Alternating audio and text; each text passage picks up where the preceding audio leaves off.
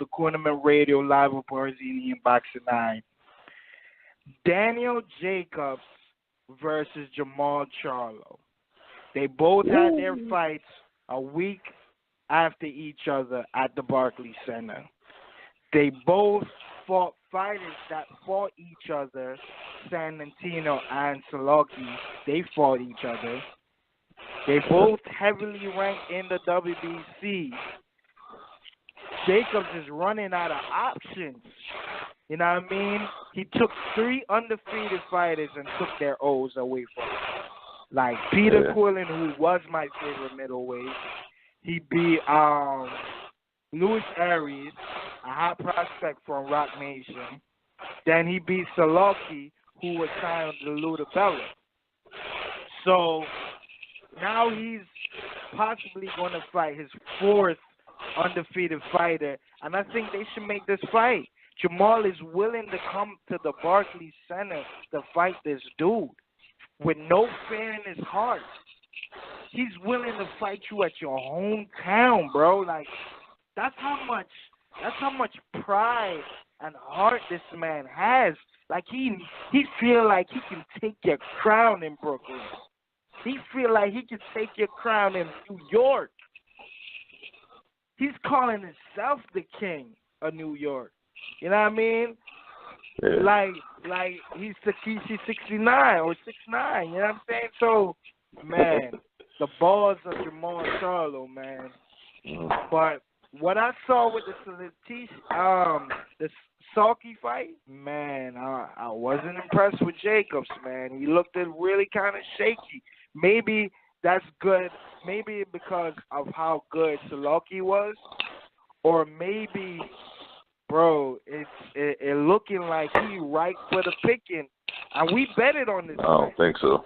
I picked Jermall Charlo to beat Jacobs, and it's crazy. I hate to say it, like, I had Jacobs beating Jermall Charlo for years. We've been talking about this fight for years, bro. I kept talking about it's happening this fall. You know what I mean? But I have to favor Jermall. I just can't see him just dominating every undefeated fighter. But the crazy thing is with Jacobs, man, if he takes that DEMETRIUS fight, he's going to look really like a ducker. Now, I understand there's a title on the line, but you guys got a friendship. Y'all stablemates. Andre Rozier trains the both of you. You're willing to do that for a belt? Instead of defeating the guy who everybody thinks you're going to lose to. So, man, that's my take on this fight. What's your take?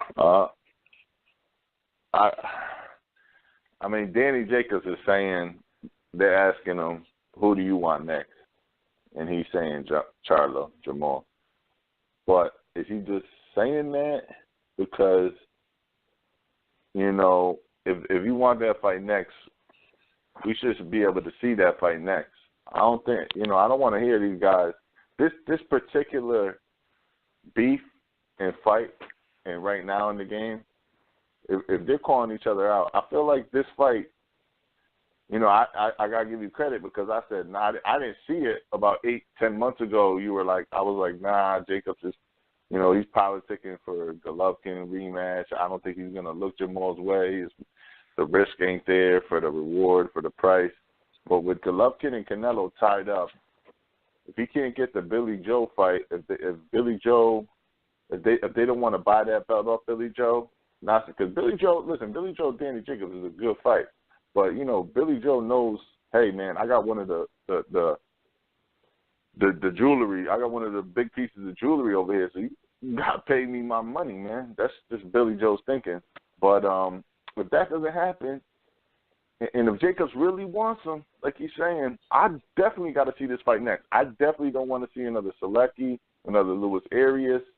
It's got to be a Billy Joe or Jermall. It's got to be somebody big next for Danny on HBO. He just did good views, you know, pretty solid numbers. So it's got to be somebody, man. And I thought he looked great against SULECKI. To be honest with you, I thought he was having fun in there. He was practicing, he was working on things. You know, SULECKI, you know, he kind of kept the same 1, 2, 3 out there, you know. Jacobs rocked him at the end. I wasn't really worried. Like, I could tell Jacobs was, you know, if you ever box and stuff, like, I could tell Jacobs was having fun in there. At no time was he worried. Yeah, Sulecki did good. Sulecki's a good fighter, and he stands up tall, kind of like Jermall. So it's a perfect fight after fighting a Sulecki who's like a lower version of Jermall.